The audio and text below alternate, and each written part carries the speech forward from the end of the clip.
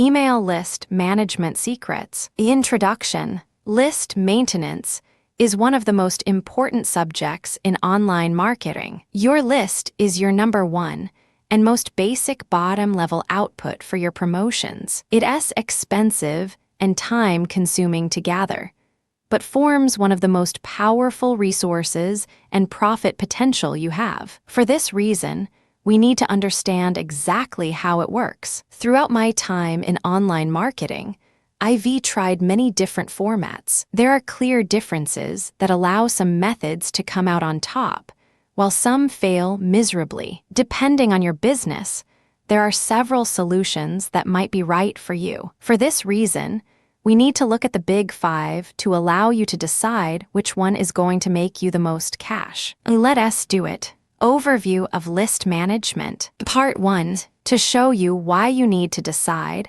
which method you're going to use to maintain your list before you even start building it for maximum positive effect. To explain why it's so hard to change mid-flow once you've already started. To show that to get people to listen and take notice of you and avoid complaints, there's a few things that you'll need to tell the customer beforehand. To set solid goals for your list and map out where you want it to go in the future. To show you how powerful your list actually is to you, and to display how much more earning potential some methods have over others, and how you're going to capitalize on that. To introduce the rating system, which will be assisting your decision on how you're going to maintain your list when from the moment the first subscriber arrives. To talk about the advantages and disadvantages of the first list maintenance type, a standard e-zine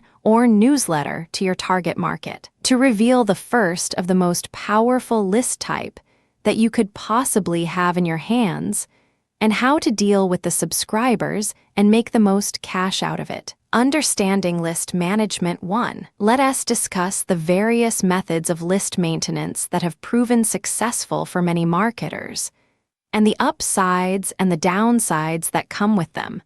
Because to be totally honest with you, there's no way me or any other person or guide can ever tell you what's best in this situation without knowing you, your business, and your future plans, and what you're going to use your list for. Please understand that this is no technical report. I won't be showing you around autoresponders or telling you the best ones to use or how to use them. No, this is far more important and will generally form the shape of your future promotions and, of course, how successful they will become and in what way. So without further ado, let's get talking about the fundamentals and the type of things you should be looking at for a start. During this guide, we'll be looking at how each management technique affects your response rate, your customer loyalty, the amount you earn from your list, and what type of promotion it's suited to,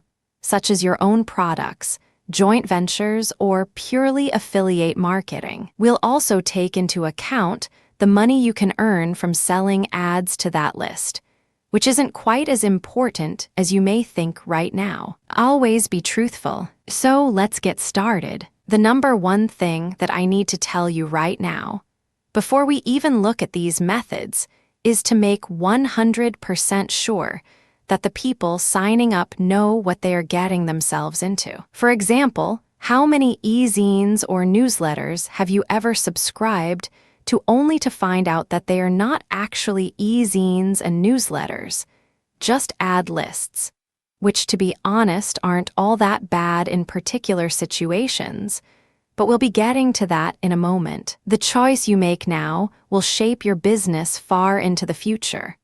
But more importantly, whatever you tell your customers and subscribers they'll be getting will shape your response rate considerably. And that's obviously something we'll want to take into account from the very start. So there we have it. Rule number 1, never tell your customers they're getting something then deny them that, or send them things that they haven't requested or didn't know about.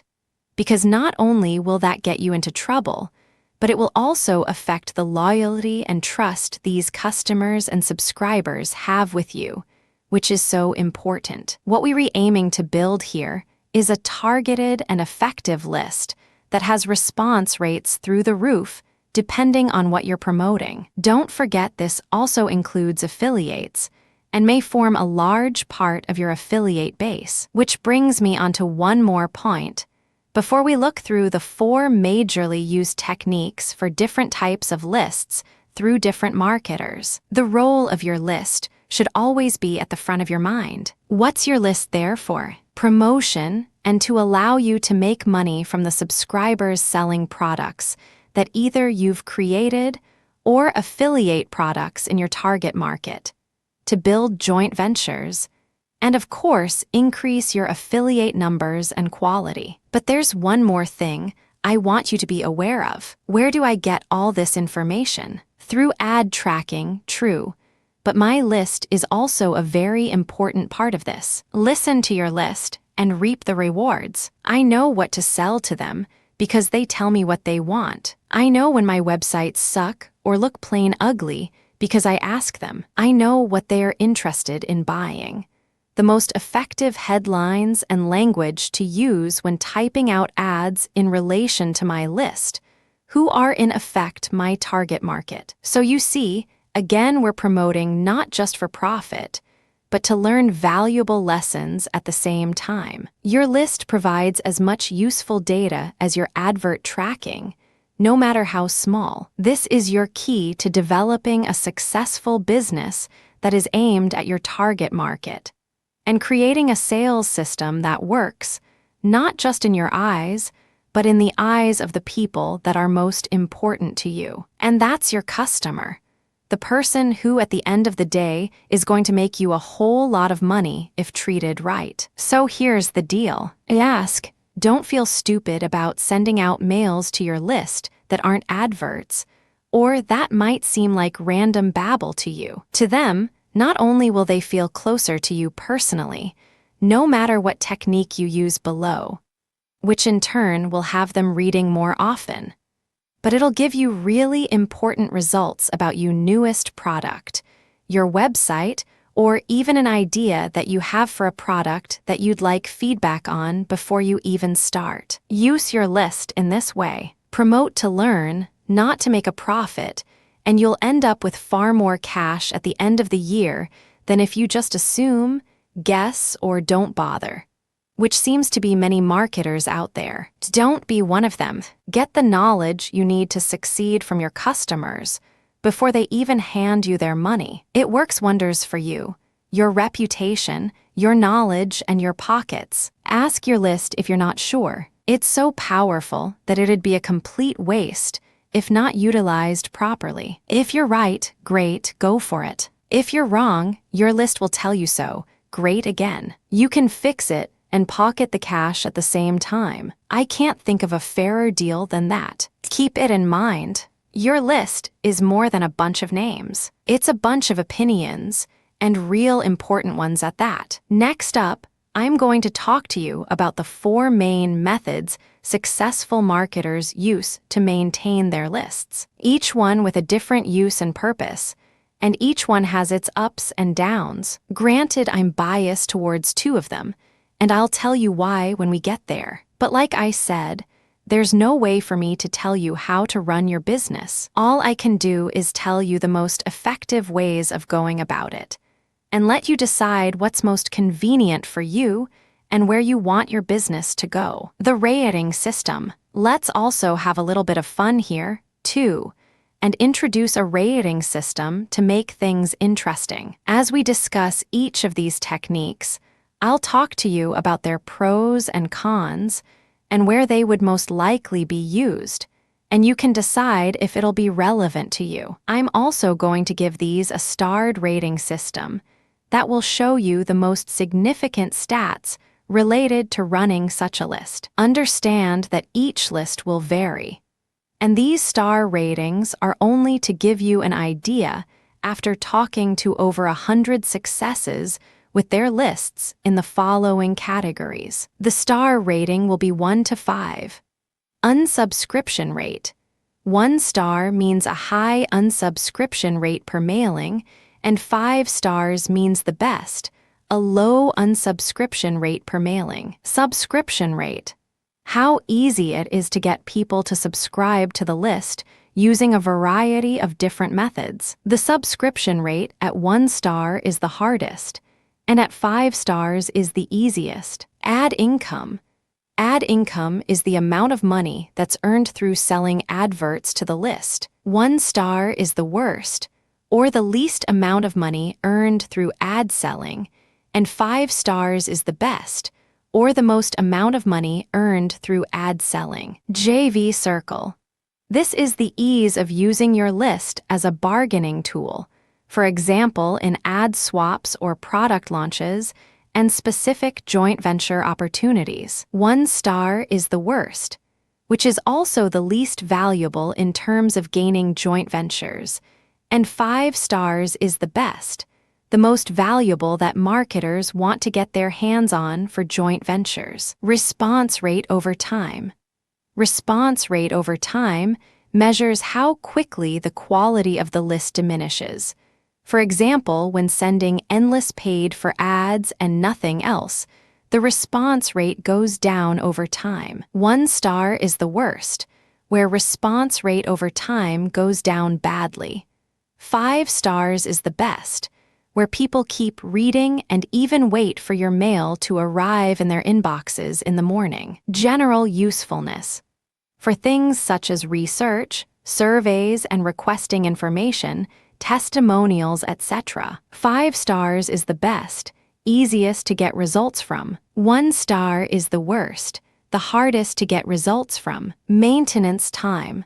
The time it takes per issue to put together and send out. 1 star is the worst, taking a lot of time to prepare and send. And 5 stars is the best, the fastest, and the easiest to prepare and send out. Important note here.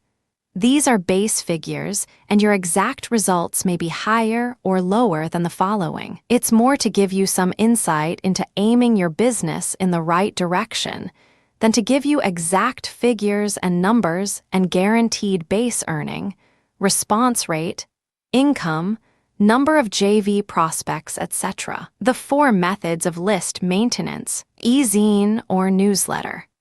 The e-zine or newsletter is a list of people that you gather and send information related to your target market on a weekly, bi-weekly, fortnightly, or monthly basis. The idea is the useful content that you send them will have them want to keep reading and open your mail each time, keeping your response rates and read rates high. Okay, so here we have it. The staple of most online marketers before they hit is big, and sometimes even after, the well-known e-zine list. I'm sure you'll already know from reading the intro here that this method in itself can actually become a lot of work. Now, don't get me wrong, I'm not afraid of work, obviously, seeing as I'm sitting here writing a 500,000-word report spread over 15 manuals.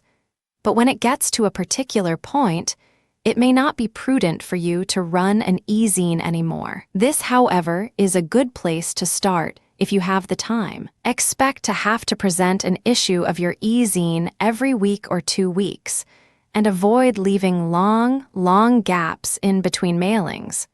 Otherwise, quite simply, people will forget you. This is a great place to start if you're starting out, for the simple reason people like free info, and it's so much easier to get people to subscribe to this type of list compared to others, even when there's freebies involved. Of course, you will have to know a lot about your field of expertise to present regular useful issues, or even pull in outside articles from publishers to use as content. The catch is you'll have to be on top of things, and it does take some time to come up with good content for issues. The upside to this is people will be waiting for your e-zine. If it's good and keeps people reading content-wise, it's a surefire way to keep response rates up and to make a connection with your subscribers, the personal touch, which in turn will add up to trust and a higher purchase rate for your own products. The next upside to this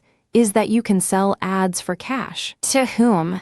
To your subscribers, of course, it's an instant, quick way to earn cash by selling large solo ads that go out separately from the e-zine, to smaller ads that precede each issue, and even cheaper, mid and smaller ads contained within the issue. It's a good all-rounder, in fact. The downside here is many e-zines turn into ad lists, Category 4, which we'll talk about later. When the ads massively outnumber the useful content, subscribers start to feel cheated and leave. I've been there before, and if you've tested out or subscribed to some e-zines before, you may have seen this. Another great thing here is prospects. Your e-zine is attracting people who are in your field of expertise and may have lists of their own. This in turn increases your prospects for joint ventures, meeting new contacts that can sometimes spiral into full-blown products. This course, for example, is a product of such a case. Another great thing about the newsletter and e-zine is it can be quite personal. As the readers and subscribers get used to you as a publisher, and you become whitelisted in their spam filers, and in their minds, you'll see a greater interest in your products, because after all, you're not just another marketer out there spouting rubbish to everyone to make a quick buck. You're a trusted publisher in an authoritative role, and people will listen to you and buy your stuff. This takes time, though. Don't expect to become well-known to all your subscribers overnight. Unsubscription rate. Many e-zines have become successful because of their great response rates and low unsubscription rates due to good content. A small lapse, though, and this can all go pear-shaped, especially when it starts to turn into an ad list and subscribers' trust is broken. Subscription rate. A higher than average subscription rate is good news. Reasons for this include people liking to get useful content for free. Once you've proven to them that this is the case, it's not unlikely they'll tell their friends. Word of mouth is a powerful thing. With so many dud e-zines out there that are just ad lists, it can be hard to persuade people that your list is quality. Use example issues or a website of back issues to combat this and prove you are what you say you are. Ad income. Excellent and steady ad income from your subscriber base. Compared to other lists that don't even sell ads, this is a great way to bring in the few extra $1,000 per month. Be careful not to overdo this, though, as subscribers may start deleting mail from you on the basis they think it's an ad rather than anything useful. JV Circle. Only 2 stars here for a few reasons. The main one being if you're already selling ads, it's quite likely that your joint ventures or any ad swaps you may do with other marketers may reflect the cost at which you sell your ads. Personal non-public lists are far more desirable in general and are much more valuable when put on the bargaining table. There is, however, an income to be had here through joint venture affiliate promotion, a free ad for a percentage of the profits. If your list is particularly good, though, and your ad cost low enough, the promoter may instead opt just to buy the ad themselves and bypass the need to pay you a percentage of each sale. Response rate over time. Response rate over time is again higher than average. Of course, this stat varies a lot depending on if your subscribers are actually interested in what you're sending them or not. If not, you may see your response rates dwindle. Another danger here is the use of freebies. Get a list of non-spenders and freebie seekers.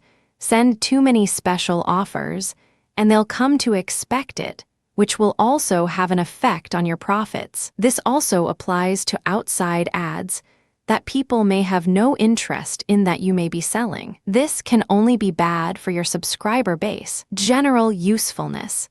Very handy to get that all-important information from your subscribers. Many have asked why their subscribers never write to them. I tell them that they need to ask them to write to them about something that affects them, and they will. Again, third-party ads can be a distraction, But all in all, if your content is good and people are reading, this is prime research material, albeit not quite as personal as some of the other list types, which can bring in a lower response. Maintenance time, 1 star. Ouch! You want people to keep reading your e-zine. Well, you have to make sure they stay interested. Balance the amount of adverts with the amount of content, write articles, or organize consent from third parties. If you're a writer and enjoy this, great, go for it. But many of us just don't have the time to write a full-fledged e-zine every week because we're busy with other products and projects. It's hard work, all right, but if you don't believe there's anything more productive that you can be doing or enjoy writing and editing your e-zine, keep at it. The results and income both from your own ads, and paid ads is worth it in the long and short term. Summary: a great place to start if you have no list at all right now. The ease of pulling subscribers when you're giving them good content beats any other type of list out there. If you don't mind high maintenance and putting a lot of time into this, the e-zine or newsletter may just be for you. If, however, you're short on time or don't enjoy writing articles particularly, the other lists may be more up your street. The results, however, from running this type of list are plain to see and are very encouraging. Just be careful how you balance out ads and content. And hey, if things get too much in the future, you can always slowly evolve the e-zine into one of the other list types, which is how many marketers start out. It is hard work, but a great little earner and an investment for the future. Personal list. Mixed content. Personal mixed content list is a list gathered by you that you don't use to sell outside ads to on a regular basis. Mailings contain research, new product information for your customers, a few articles that you write, the odd tips here and there, testimonial requests, and of course the ads for your own products. Mailings are very similar to an e-zine, except for the mixed content and the lower sales of ads to third parties. They also require less content on your part. One of the most highly used list types by specialist marketers, and in my personal opinion, definitely one of the most interesting and robust of the lot. Imagine having a list of your own, which generally comprises of customers that know who you are, trust your word. Many of them having bought from you before or subscribed to your list for the simple sake of following the progress and watching what you do as an authoritative figure in your chosen field of expertise. All of these factors come together to make a highly responsive list and one heck of a joint venture bargaining tool. These types of lists are usually an evolution of some sort, either from previously published e-zines or newsletters. But of course, you can go down this route right away if you think it'll be beneficial, and it probably will be. What we've got here is the quality without having to do the work. And in some cases, considering the content you'll be sending your list is solely related to you and the projects you get involved with, it's more personal and has higher response rates than even some of the best e-zines, especially when your subscribers get to know you or you make your mark as an authority. Bottom line is, you don't have to spend ages publishing a newsletter every week, packing it with masses of useful content to see a profitable list. See if you play your cards right and gain the trust you need over time. You don't need to seduce people with masses of content.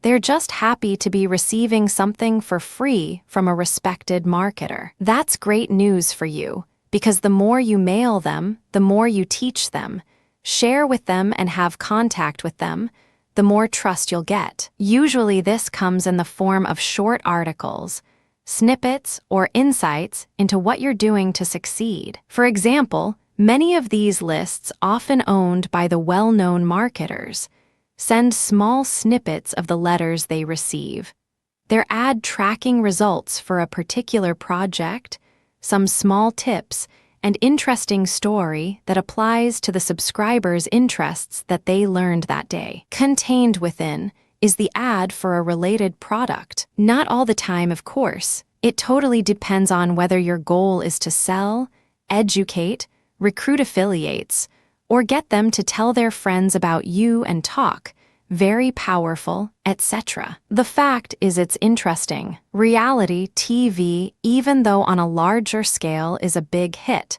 But this is definitely similar with its entertainment value, but goes even further through education. Who do you admire? Is there someone you want to be like, or at least follow in the footsteps of? Someone that is already doing something you want to do and doing it well. If you had a choice, would you want to get on their e-zine list that sends you a list of outside published articles each week, or on their personal list where you get an insight into what they are doing and what makes them successful? I know which I'd choose. So you see, again, the underlying features are the same. It's a list of people you're going to get to buy your stuff. But this time around, it's far more focused on you, and the type of people that are subscribing here are the doers, the people that are interested in what you have to say. This is something very powerful that also contributes to the response rate that comes from these lists when selling your products. So aside from the eased workload, more time to concentrate on your product creation and developing new ideas, and the increased response rate and trust you gain from these valuable subscribers, what else do we have? Well, let me tell you that what you've just created here by choosing this method is pure money in your pocket. Your list, your personal list that you don't allow anyone access to, packed with people that trust you, ready to take your word that something is good, will help them, or is worth buying, is an important bargaining chip. See, once upon a time before you started list building here, you had to exchange products and high commissions for joint ventures solely related to sales. Now though, not only will your in-demand list, that no one has access to but you, put you ahead in the bartering process of gaining joint ventures, but it'll also sell your products, increase your reputation, and allow your resources to grow even further. So you see, once you start with this type of list, expect it to spiral, and it will be far easier to build on this in the future. But you might say to me, I don't have a reputation to go on. People won't listen to me unless I have one or they think I have something useful to say. You're quite right too, but you can fix that. For example, back when I first started out with online marketing, a friend of mine started up a website with a free option and a paid option. I joined up and sat back for a few months being lazy like I was back then,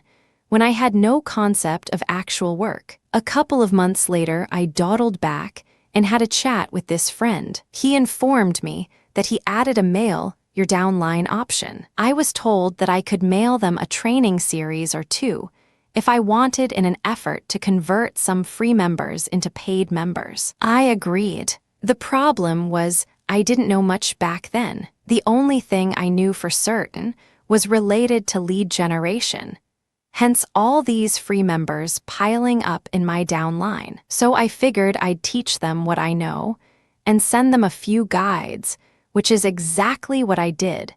And they listened, for the simple reason I included a screenshot of my inbox from the previous weeks of free members signing up in my downline. It was a shot of my inbox, with pages of you have a new member subject lines and email bodies. That was all. Everyone's ears were pricked and paying attention. I started receiving requests to join my list, joint venture offers, people asking me what to do via email if they could have more, and when I'll be sending further issues. All I did was demonstrate that what I was saying actually worked. Not to mention they were only free signups, not paid ones, that I was showing them. Yet they were still so interested. I've taken that lesson everywhere with me ever since that day, and it served me well. Provide proof that you have the answers to others' questions, even on a small scale, and people will listen to you. So you see, it doesn't matter if this is your first day in online marketing. If you sent me a mail in a week's time telling me you've arranged 20 successful JVs in 1 week, come up with 10 new products, and have already developed 4 of them, each one ready to launch and sell at $500. I'd listen in if you showed me it was true. See how that isn't even directly related to how much money you're earning. This is how to run one of these lists. Enough of that for now, though, because I've got a lovely wad of text for you later on about how to make people's ears spark up and listen, along with more examples. I hope that gave you a little insight to my thoughts and how you can get started without being a big, well-known marketer that everyone already trusts. This list is by no means out of anybody's league that knows what they're talking about in their current field of expertise. So there we have it. Great JV prospects, not too much work for anyone, great response rates, builds trust and your reputation. Amazing stuff. As strong as the upsides are, the downsides equal it. First up, your ad income is going to be cut drastically compared to the standard e-zine, unless you start actually selling ads, which defeats the object and devalues your joint venture prospects if done often or over long periods of time. This isn't really a huge downer, though, because you'll likely be getting a lot more out of it than you would simply selling $200 solo ads twice a week through your e-zines, but in the way of JV income and resources. Here's the real kicker, though. If you screw up, you're in big trouble and may, in extreme circumstances, have to start all over again. You being an authoritative figure, taking all that time to build up trust, and after one bad decision, one bad joint venture with the wrong person, and your rep is in tatters, and you have a lot of groveling to the subscribers to do to make up for it. I can think of several examples where marketers' reputations have been tarnished, some even to the point of them quitting the business, because this important resource they built up over the years was destroyed by a JV with someone unreliable, or that has a bad reputation that they didn't know about. Do your research. Don't take big joint ventures lightly, and this won't happen to you. The biggest risk, but with the biggest reward, as always, unsubscription rate. Generally, you'll find once you've built the trust with your subscribers, they won't leave unless you particularly annoy them or do something brash. Beware, though, bad news travels faster than good, and a slip-up here could cost you a lot. Subscription rate. Getting subscribers here can be a lot harder, but the rewards greater. As these lists are generally smaller than a large-sized e-zine, the numbers can seem a little off-putting.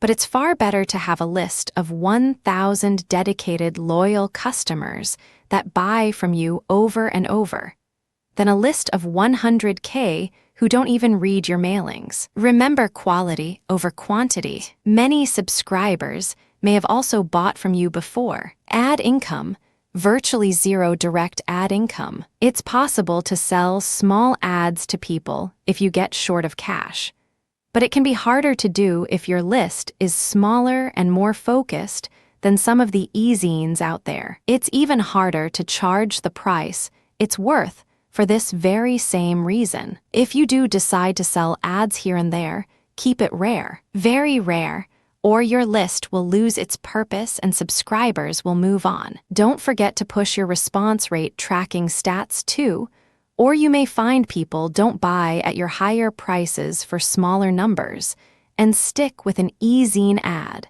which to an uneducated eye provides better value for money. JV circle.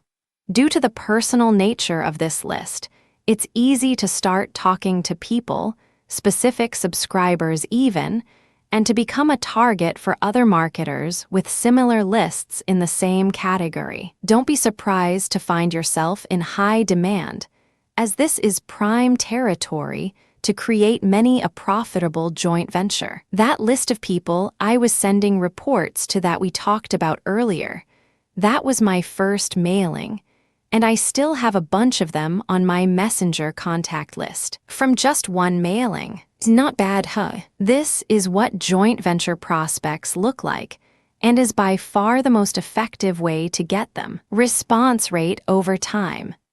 Great response rates over time are expected due to the trust you build with these people in such a personal manner. Unless you mess something up big time, lose their trust, annoy them, or suddenly stop offering them the insight and knowledge they're looking for, they'll keep reading what you have to say, buying your products, and checking out your recommendations. This is especially useful for inflating the value of your list to your JV circle. Watch what you mail very carefully, though. One slip-up or bad move, and it could all be gone. General usefulness.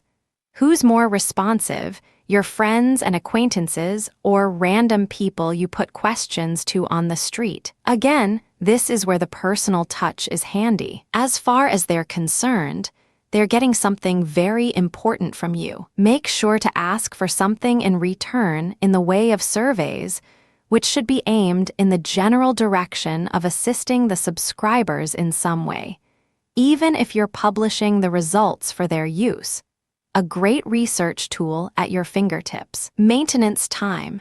3 stars and very variable. Sometimes it can take you 10 minutes to write a mailing, sometimes less, sometimes a lot more, depending on what you've got to say, which makes maintenance time hard to judge unless seeing each circumstance in turn. Not as bad as a fully fledged e-zine, though not as quick as some of the lists we have yet to talk about. This is a good bet if you're short on time, or want to dedicate your days to something more productive, or just don't like writing e-zines and doing research and using outside articles. Important note here.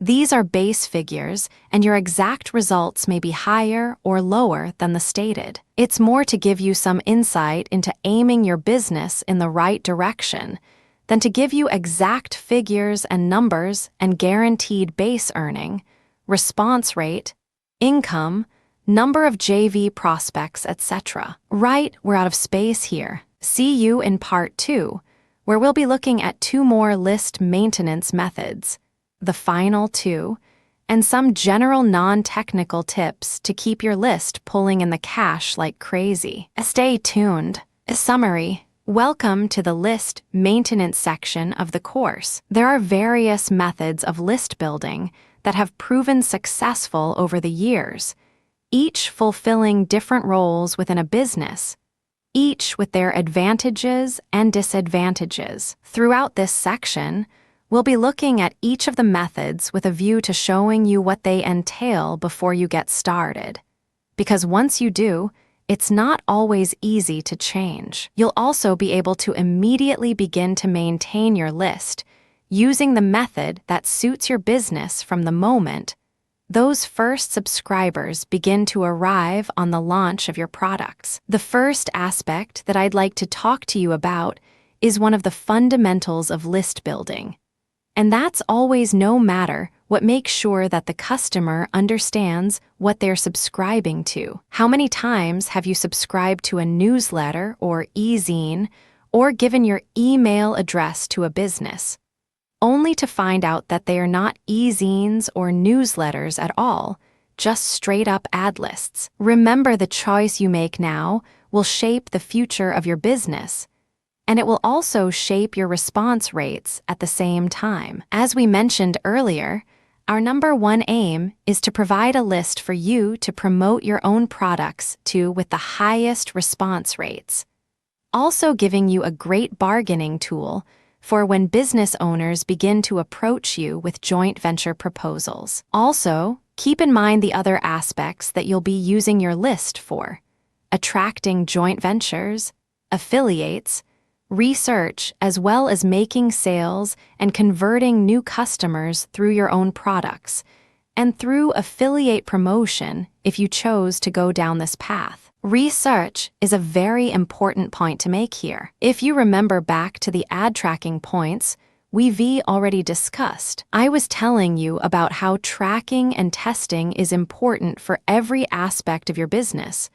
Well, list maintenance is no exception. I find it easy with a list to come up with new product ideas and tailor it to the people who are going to receive the information about the product first. I know what they want because quite simply I ask them.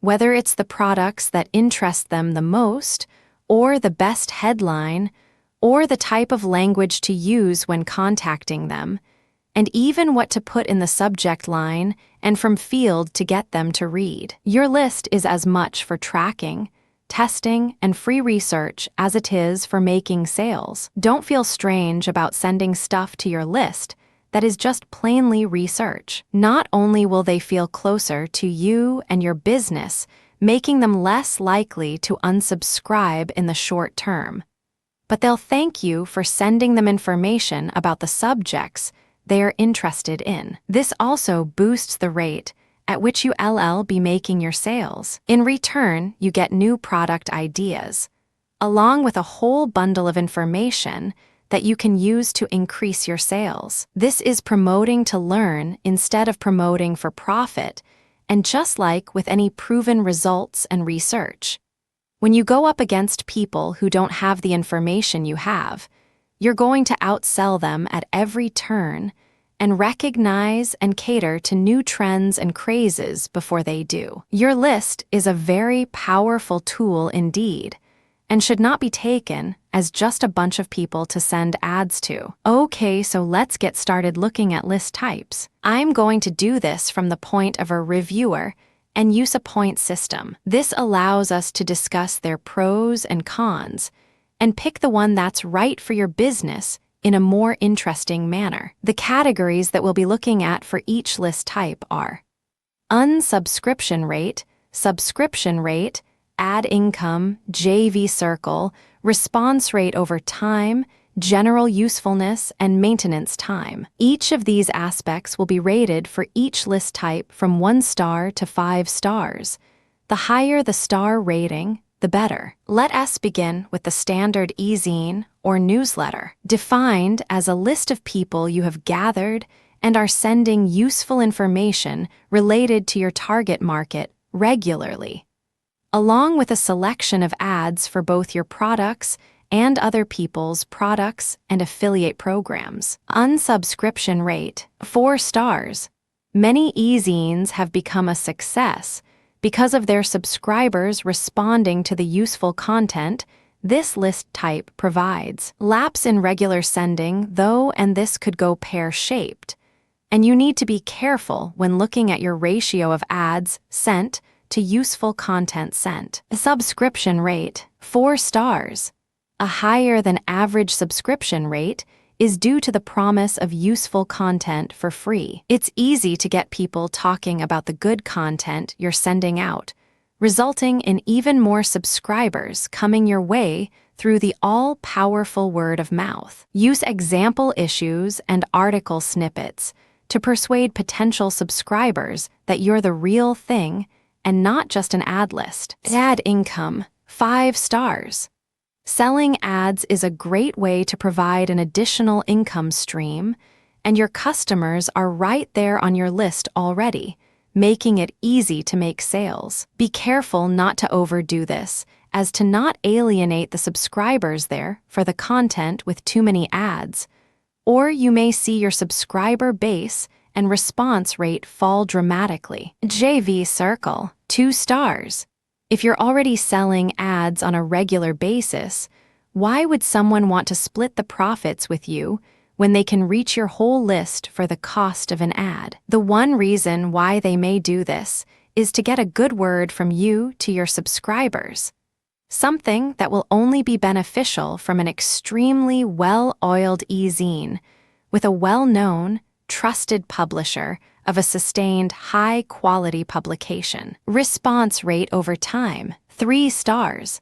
This very much depends if your subscribers are interested in your stuff or not. You may see your response rate dwindle If your primary method of pulling in the subscribers is through freebie giveaways, they may come to expect the world for nothing and get offended when you don't give it to them. Sending many ads over a sustained period of time also doesn't help your response rates. General usefulness, 3 stars.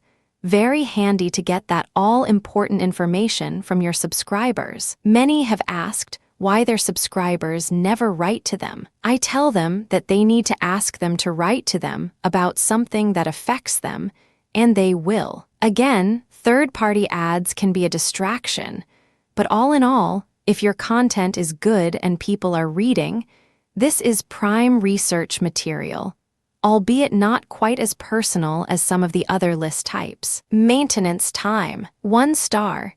E-zines are high maintenance. Juggling ads purchased, putting together content to keep people reading, messing with joint venture offers, not to mention unrequested feedback from subscribers. A fully fledged, solid e-zine is hard work, time that I'd prefer to be using to develop new products. But if you enjoy writing and publishing, and this is your calling, go for it. If you enjoy it, spending a lot of time on maintenance isn't such a bad thing, so that 1 star is debatable. To sum up, an e-zine or newsletter is a great place to start if you have no list at all. The ease of pulling in subscribers when you're giving them good content beats almost any other list type. And if you don't mind or enjoy the high maintenance, then this may be the list type for you. Be careful how to balance your content and ads though. Too much content and free stuff could have your subscribers leaving rapidly if you can't sustain that level. On the other hand, too many ads alienates and ultimately leads to the unsubscription of subscribers who are there for the content. An e-zine is also the easiest of the list types to evolve into the other list types over a short period of time, making it a safe bet and a good starting point for any business. Next up, we have the personal mixed content lists. Mailings are comprised of research, new product information for your customers, a few articles that you write, the odd tips here and there, testimonial requests, and of course the ads for your own products. It's very similar to an e-zine, except for the mixed content and the less sales of ads to third parties. This also requires less content on your part. One of the most highly used list types by specialist marketers, and in my personal opinion, definitely one of the most interesting and robust of the lot. Unsubscription rates, 5 stars. Once you've built trust with your subscribers, the low unsubscription rates and loss of subscribers often beats even the e-zine, because everything is so personal, and the subscribers are much closer to you and your business. It's rare they'll leave you unless you annoy them in some way. Beware though, bad news travels faster than good, and a slip-up here could cost you a lot because you and your subscribers have no one else to blame but you. Subscription rate, 3 stars. Getting subscribers here can be a lot harder, but the rewards greater. As these lists are generally smaller than a large-sized e-zine, the numbers can seem a little off-putting. But it's far better to have a list of 10,000 dedicated, loyal customers that buy from you over and over than a list of 100K who don't even read your mailings. Remember quality over quantity. Many subscribers may have also bought from you before or have been directed to you through your own products, which builds and sustains that all-important trust and familiarity. 1 star. Virtually 0. It's possible to sell small ads to people if you find yourself short of cash. But keep it rare. Very rare, otherwise you undermine the whole reason for keeping this a personal list and devalue it through the eyes of other marketers, and may just cut your exclusivity and perceived value of this hard-to-get-it list. JV Circle, 5 stars. When you have a list like this, packed full of pre-qualified subscribers that know you, and you're not letting anyone else buy ads, you're piling on the value, and you'll find your services in high demand once you start launching your products. People know how valuable it is, and they know to get their hands on it, they'll have to offer you something very valuable in return. That's your ticket to many successful joint ventures and much more promotion power. Response rate over time. 4 stars. Great response rates over time are expected due to the trust you build with these people in such a personal manner. Unless you mess something up big time, lose their trust, annoy them, or suddenly stop offering them the insight and knowledge they're looking for, they'll keep reading what you have to say, buying your products, and checking out your recommendations. This is especially useful for inflating the value of your list to your JV circle considerably. Watch what you mail very carefully, though one slip-up or bad move and it could all be gone. Trust is hard to build, but easy to destroy in a few short seconds. General usefulness. 4 stars. Who's more responsive? Your friends and acquaintances or random people you put questions to on the street? Again, this is where the personal touch is handy. As far as they're concerned, they're getting something very important from you. Make sure to ask something in return in the way of surveys, which should be aimed in the general direction of assisting the subscribers in some way, even if you're publishing the results for their use. A great research tool at your fingertips. Maintenance time. 3 stars. Sometimes it can take you 10 minutes to write a mailing, sometimes less, sometimes a lot more, depending on what you've got to say, which makes maintenance time hard to judge unless seeing each circumstance in turn. Not as bad as a fully fledged e-zine, though not as quick as some of the lists we have yet to discuss. This is a good bet if you're short on time, or want to dedicate your days to something more productive, or just don't like writing e-zines and using outside articles. Important note here. These are base figures, and your exact results may be higher or lower than the above. It's more to give you some insight into aiming your business in the right direction than to give you exact figures and numbers and guaranteed base earning, response rate, income, number of JV prospects, etc. Okay, we're out of space. See you in part 2, where we'll be looking at the final list types and talking about their pros and cons. I've left one of the most powerful list types until last 2, and I'll show you exactly how I maintain my personal list with so little time and such high response rates. See you there. Overview of list management. Part 2. To introduce additional information and ratings on specific list maintenance types, and to show you who uses them for what type of business, when, where, how, and why. To discuss and rate the personal lists containing solely affiliate and advert content. To look at the final potential list types, the ad lists, and to demonstrate which direction they will take your business in. To wrap up the section and get practical, to have you select a list type and stick to it, whether you've started your list building already or not. Let us pick the one that's going to make the most of your success right now. Personal list, affiliate, and ad content. You're going to keep subscribers interested and keep subscribers reading when all you're doing is sending ads. The key here we mentioned earlier, and that's that the ads you're sending are directly related to you. Aside from the odd joint venture here and there, you still get to promote your own products, but with minimal amount of work. At the same time, you're aiming to not just get signups, but grab affiliates who join under you in multi-level based affiliate programs and promote for you. This is probably the best example list-wise here that shows that to make a lot of money, you don't always have to concentrate on instant sales and making sales yourself. In fact, in this case, it's far more profitable to be promoting for affiliates as equally as you promote for sales. Imagine this.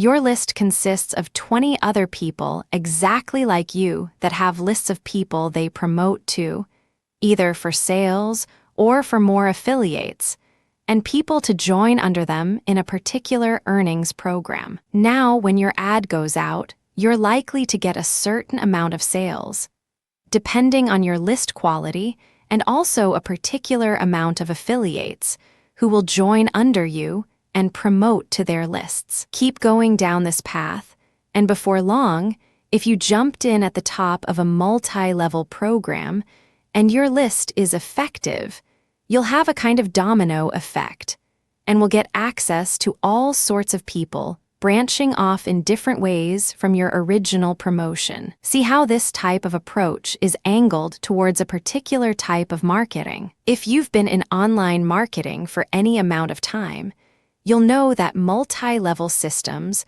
aren't all bad news. There are some great, simple 2, 3, 4, or even more level programs out there that have both a good product and allow earnings in this way. Of course, that's another topic, and for you to separate the good from the bad. I just want to demonstrate right now how this type of list works. So you might be wondering, how the heck you keep your list interested if all you're sending them is ads and ads for other programs? Well, as you can see from the above example, whereas the normal person might not enjoy these ads, like-minded people with the same type of lists, and established marketers with promotion power may indeed feel that what you're sending them is profitable. Not to mention the fact that if you're a big name already, or at least well known within your circle, people are pleased to know what you're doing. It's the smart ones that sit on your list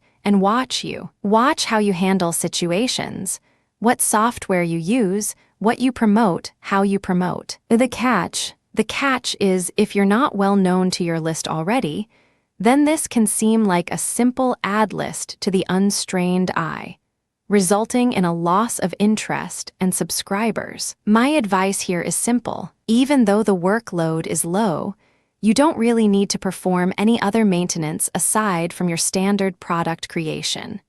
And of course, searching for new products to create, you'll probably want to leave this one until you're established, or have a good base of people on your list that know your name, how much you earn, and how darn good at your marketing you are. Of course, there is a much faster alternative, and it involves getting yourself well known through joint ventures and through other people's lists. Once you've done that, if people start migrating to your list, you won't have to worry about them running off and leaving because they're wondering who the heck this random person is sending them adverts that are no use to them. If you're going to be using this type of list, make 100% sure that it's right for your business and the type of promotion you want to carry out. You'll also find that if your subscribers don't know you already, or have at least heard of you, they'll be gone faster than the previous 2 list types for the simple reason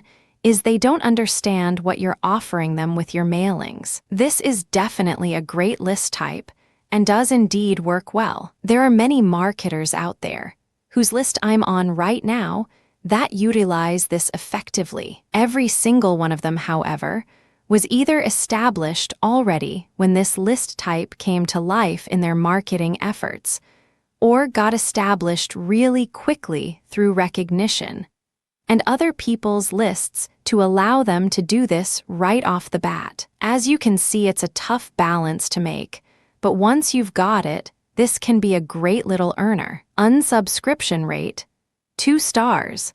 Unfortunately, many people may see this as a plain ad list and unsubscribe, especially if they don't understand how powerful this list type can be. Once you've got a good base of people with similar interests, however, you're going to reap the rewards big time from many branches of promotion through your subscribers' lists, your subscribers' lists, and so on. Be very wary when selecting this list type, because if you don't have the right contacts or the right name and expertise, it won't work. Subscription rate, 2 stars again.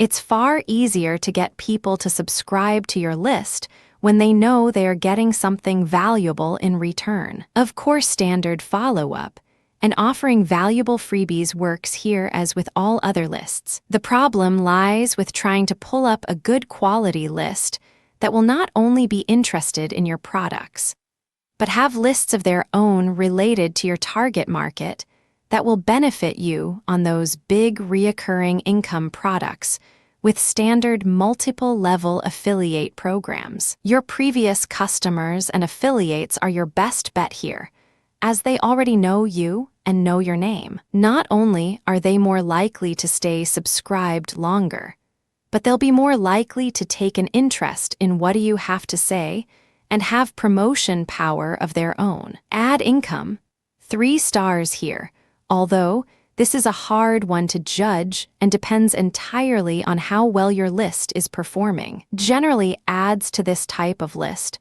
are in demand for 2 reasons. 1, it's your personal list that no one else has access to, always a real value adder, that one. And number 2, to sustain a list that works in this way for any length of time needs what we spoke about earlier: good affiliates and sales stats. Many marketers in the know are clued up about exactly how valuable such a list is. Generally, it's unlikely that you'll be selling ads very often, but like the previous personalized list, if you're stuck for cash one day, it's a quick fix. Try not to do this too often, though, as we already talked about, your subscribers are there to make money. They're there because they know the programs you create and join make money, and know you know how to make money. Starting to send out ads to offer ads to a very borderline list type like this, and you risk alienating your subscribers and losing some really valuable people with that all-important promotion power. JV Circle, 4 stars.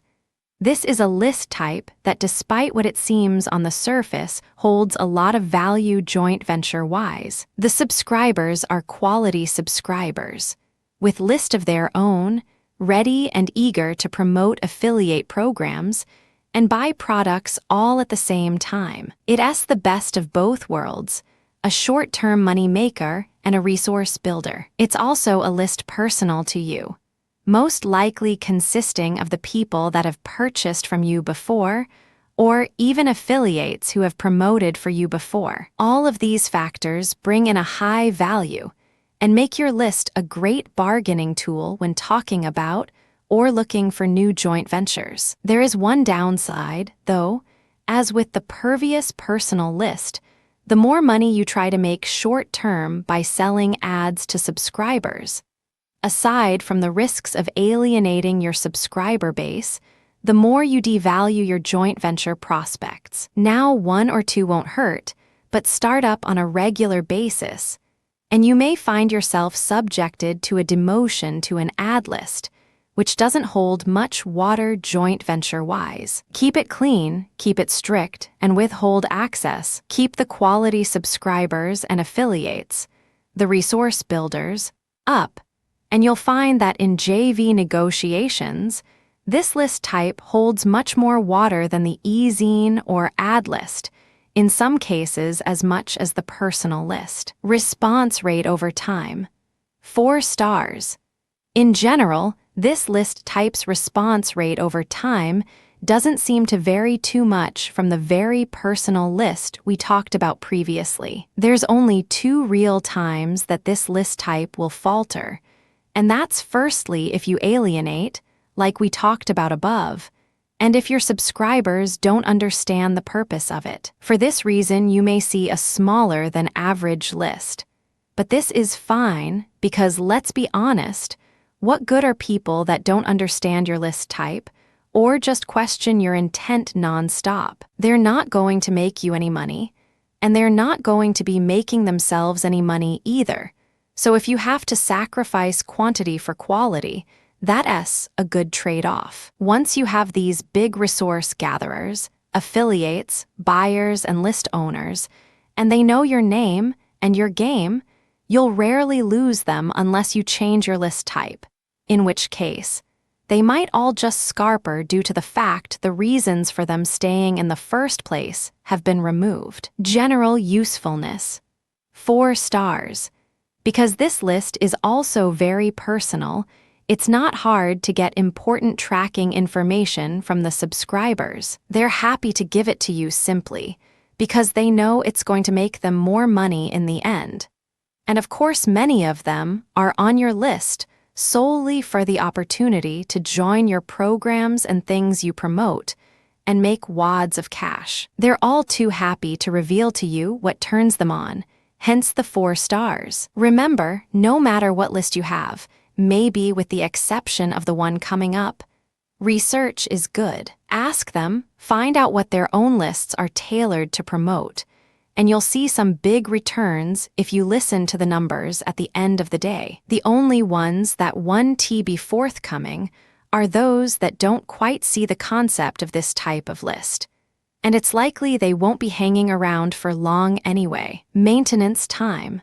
5 stars. If you're short of time, don't like rioting, or want to put more of your efforts into creating products, family time, vacations, or whatever it might be, this list type will save you a few hours a day compared to e-zine lists. The only type of research that you'll find yourself having to do is questions to your list to find out what makes them tick.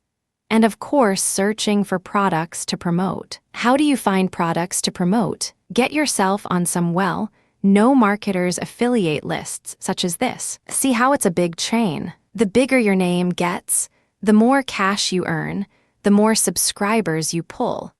The more people are going to do the very same thing and jump on your list to find out what to promote and how, earning all of you a whole lot of money. Important note here. These are base figures, and your exact results may be higher or lower than the above. It's more to give you some insight into aiming your business in the right direction than to give you exact figures and numbers and guaranteed base earning, response rate, income, number of JV prospects, etc. Ad list. An ad list is generally a list that you build and send outside ads to without any useful content at all. This is easily the fastest method of list maintenance of all of the above, and despite a major downer in unsubscription rates, and the challenge of getting people to subscribe in the first place is still widely used solely for income from ad sales. The ad list, oh, this one makes me shudder. It's the bane of my existence, and the totally blatant amateur marketers club, the ad list. Take every example that we've used and everything that I've shown you so far, from relationship building to useful content, personal lists, and your reputation. Throw it out the window, go fetch it. Then throw it out the window all over again. So, you may be wondering why this is even reviewed if it's so terrible. Well, the reason for me doing so is to show you what your list can turn into if you're not very careful about managing it. If things get out of balance and get out of hand, and your list turns into an ad list long-term, you've had it. Aside from the cash you're going to bring in through selling ads, which, let me assure you, doesn't even compare to what you can earn to selling your own products, JVS, or promoting other people's programs. So what do you get from an ad list? Well, ads really. That about sums it up. All you're doing here is getting a bunch of people together on a big list, saying forget the relationships, forget JVs, forget my own products, forget useful content or anything of the sorts. My aim is to get the biggest list so I can sell ads for the highest price. Despite my apparent lack of enthusiasm for this type of list, some people do still seem to insist it's the best way to go about things. Maybe if you didn't know how to create your own products, or how much money is in affiliate promotion, when done correctly, or just didn't have the time or wanted some quick short-term income, this is choice of most with these kinds of attitudes. Let us take a look at why I'm so harsh about this list type. Oh, and don't be offended if you've been running an ad list, or have run one in the past, just let it be known it is not by far the best way to make money from your list. Unsubscription rate, ouch, 1 star. On an ad list where your main aim has been to sell ads over and over again to people for the highest price possible, with no other means of communication or content, it's obvious many subscribers will get bored quickly. I would, and I do too. You might argue some want to see the ads, but would you rather see a load of random ads from random people, or see ads from someone that you know for sure knows what they're talking about, what they're promoting, and what they're JVing? Start an ad list and be prepared to have to top up often from the unsubscriptions. That is if your mail even gets read before it's deleted or filtered. Subscription rate, 1 star again. Now I 1-starred this because in all honesty, telling people all they're going to receive is a bunch of random ads isn't really the easiest way of attracting subscribers. Many of the lists of this type that I've come across don't come from previous customers or valuable affiliates, but purchased leads, which also make me shudder almost as much. If in all honesty you're telling the subscriber what they get before they subscribe, they probably just aren't going to bother, aside from the odd few who want the freebie. Buying leads still gets the 1 star from me, because 100,000 random subscribers has nothing on 1,000 people who know your name, your reputation, and speak highly of you. If you go down this route, prepare to either have a really small list that just doesn't care about anything really, or a really huge list that costs a lot that really doesn't care either. What is there for them to care about? Random ads? I think not. Ad income? 2 stars. Not that this makes up for the other huge shortcomings, mind you, but generally the ad income can be okay depending on the size of your list. An ad to a list of 100,000 for $100 can look like a good deal to the entry-level online marketer, or someone who hasn't been around and seen the sites yet. Of course, we know better though. The response rates tell the story, and when your customers don't see any response to their ads, if they are smart, they won't be coming back to give you their cash ever again. Bad news for your long-term prospects. JV Circle, 1 star once again. Unfortunately, a list that isn't personal doesn't have good subscribers, people that have bought from you, willing to spend cash, affiliates, or even populated with people in your target market, won't be a hot topic for joint ventures. Try to barter with one of these, and don't expect to get very far unless your JV prospect is inexperienced. And in any case, if they are inexperienced, it's unlikely the joint venture will be profitable to you in any case. Response rate over time, 1 star. If you receive a different ad every day for a year from a list, would you make the effort to open and read? Doubtful, unless you knew the marketer well or were interested in their work. Some would argue it's the job of the headline or the skill of the marketer that decides whether or not the mail gets opened. This is the case to an extent. However, when you're rebuilding a list for your own personal use, you want the most sales and the biggest response rate possible, which you can play a big role in not just through your ads, but the way in which your list is built. Looking at things this way, the best ad in the world probably wouldn't pull as good a response from an ad list compared to one just 2/3 of the quality sent to a personal list. It's a big, never-ending roll downhill. The more ads you send, the more people unsubscribe, the less people care, the more you're filtered, blacklisted, and not taken seriously as a marketer. Your response rates will plummet. Vast. General usefulness, 1 star. Unfortunately, even general usefulness here is a downer. Again, no one cares what you have to say or about your questions, because they don't know you. They might have known you if they didn't receive a load of ads from different people every day or every week or whatever. But that isn't the case here. It's unlikely many will be reading. Never mind be motivated to answer any questions you might have or research inquiries. And after all, why should they if they're not getting anything out of it too? A daily bunch of random third-party ads of varying quality from hundreds of different people don't count. Maintenance time, yay, finally 5 stars. You receive the ad from your customer, cash lands in your account, paste in the ad, hit send, and you're done. The ultimate quick, not much to-do list maintenance method. I assure you, though, this will never ever make up for its shortcomings in other areas. Don't bother if you're looking for a serious online business. It's just not the way to go about things, morally or logically. Important note here.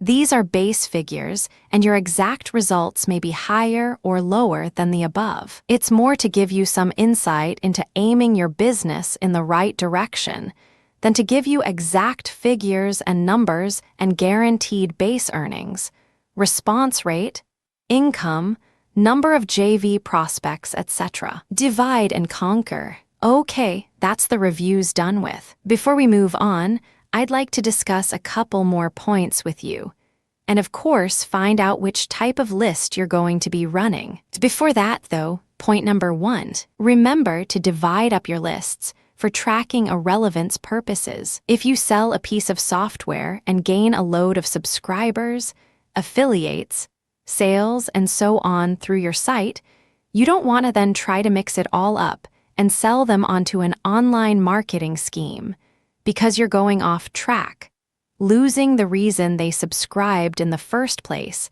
and will in the end lose subscribers. Another reason for doing this is your tracking and testing. We already talked in several key areas about how important tracking and testing actually is, using your list as kind of a market research tool. You don't want to be asking about online marketing when your list is based on software.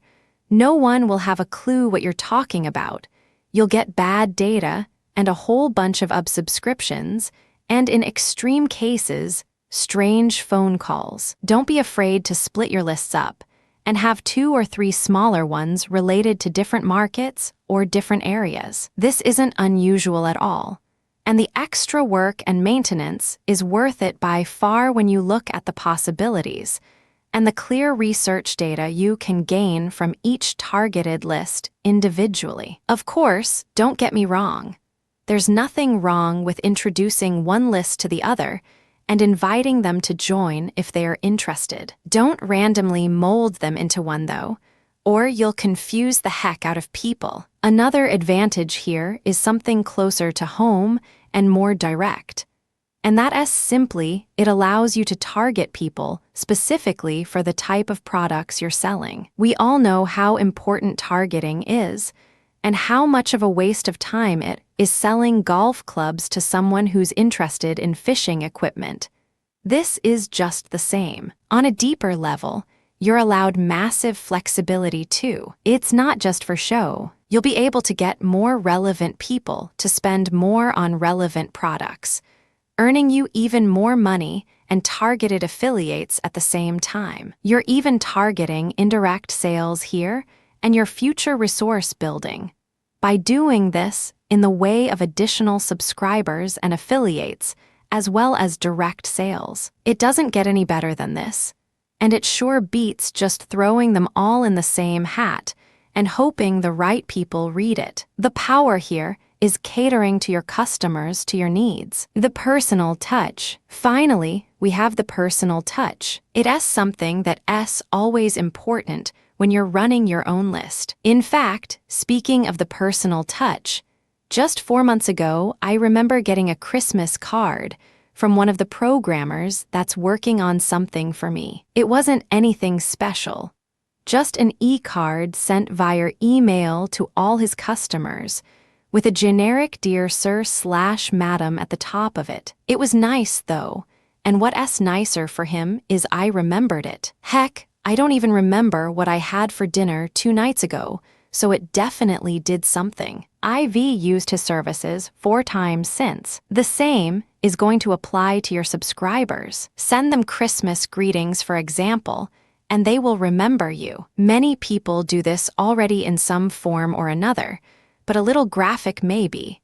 Something fun that isn't there to sell them on something. Remembering that programmer and his name, and his company name is proof that it works. I have many more examples of this. It wasn't just a one-off.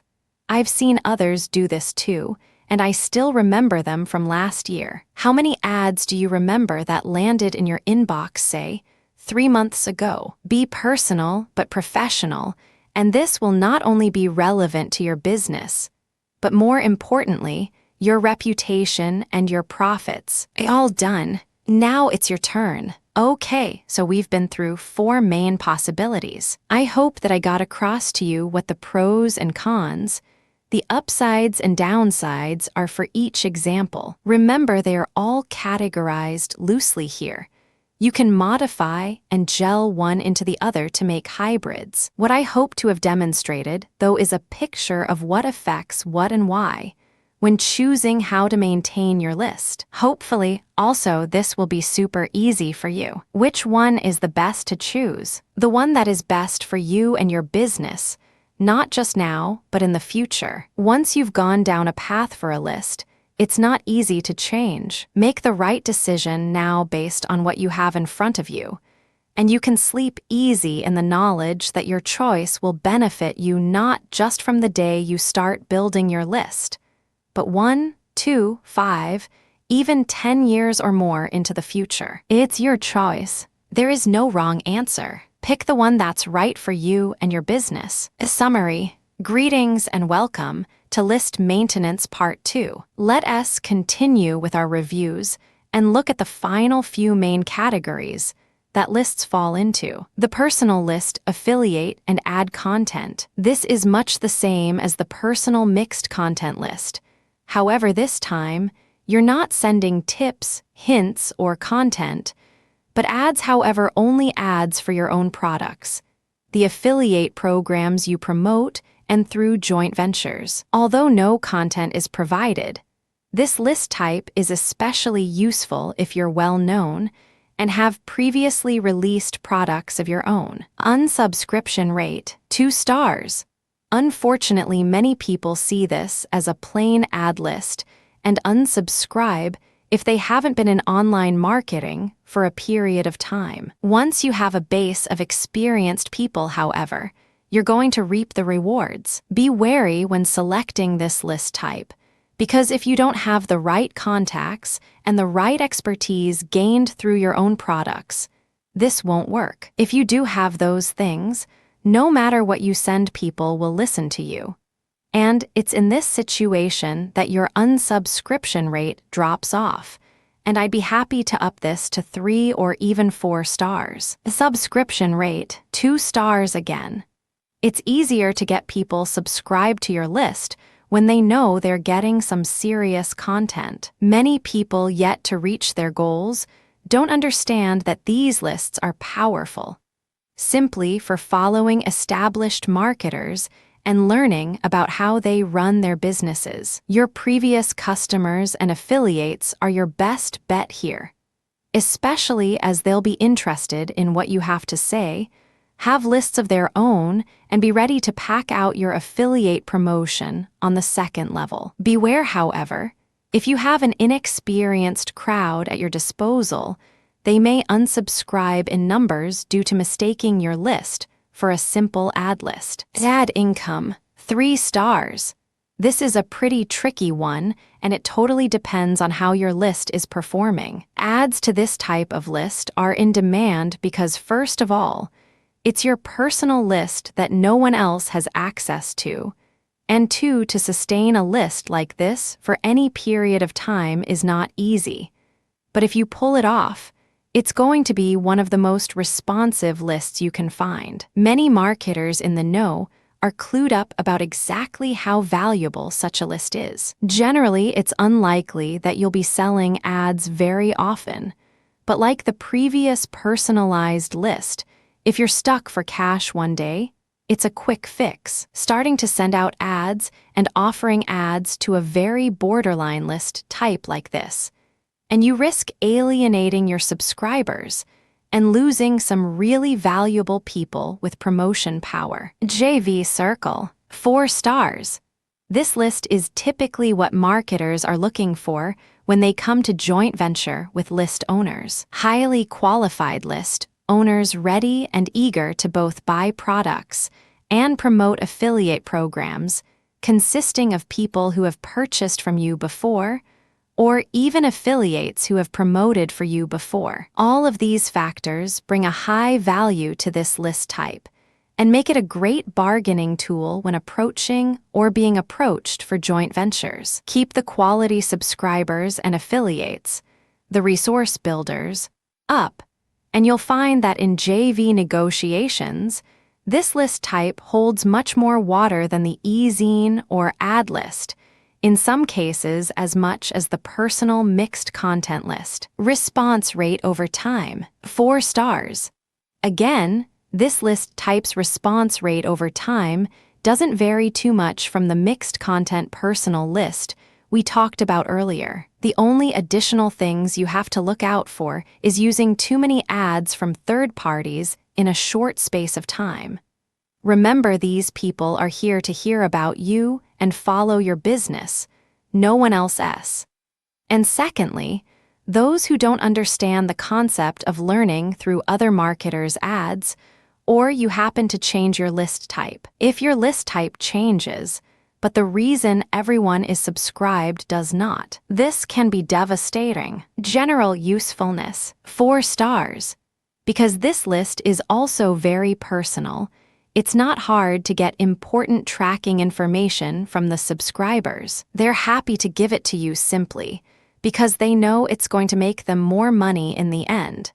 And of course, many of them are on your list solely for the opportunity to join your programs and things you promote and make wads of cash. They're all too happy to reveal to you what turns them on, hence the 4 stars. The only ones that want to be forthcoming are those that don't quite see the concept of this type of list. And it's likely they won't be hanging around for long anyway. Maintenance time, 5 stars. The ideal list if you're short of time or don't particularly like writing. The only thing you'll have to do is find out what your subscribers are interested in, which is a short job and beneficial to you anyway. Be wary, however, if you haven't gathered the subscribers through your own products and reputation, this list type won't work. People jumping onto your list are interested in you and your business, what you're promoting, and how much money you're earning, using your list as kind of research for themselves. Finally, the ad list. Take every example that we've used and everything that I've shown you so far, from relationship building to useful content, personal lists, and your reputation. Throw it out the window, go fetch it. Then throw it out the window all over again. It's a simple list that accepts all ads from everyone, your own products, other people's products, affiliate promotion, and so on. It's very impersonal and sends no content. Very often, subscribers don't even know who the publisher is. Unsubscription rate, 1 star. Most of these ad lists that I've come across either use unethical methods or promise things that they don't actually deliver on, predictably causing a high unsubscription rate. Granted, some people may want to see ads, this is true, but from a specific person they know and trust, and either work off the list owner's marketing or follow in their footsteps. This list type doesn't allow that either, even when legitimate methods are used. Giving away free stuff, for example, it's not unusual for these lists to be packed full of freebie seekers, who, as you can imagine, are not very profitable to anyone. Subscription rate, 1 star. As you can probably plainly see, telling people all they're going to receive is ads is not a good way to get subscribers. In general, These lists are shooting for numbers rather than quality, so they can charge more for ads. In summary, they hard to get subs for ethically, and quality suffers either way through the sheer unfocused number and type of ads being sent. Ad income, 2 stars. Not that this makes up for the other huge shortcomings, mind you, but generally the ad income can be okay depending on the size of your list. An ad to a list of 100,000 for $100 can look like a good deal to the entry-level online marketer, or someone who hasn't been around and seen the sites yet. Of course, we know better though. The response rates tell the story.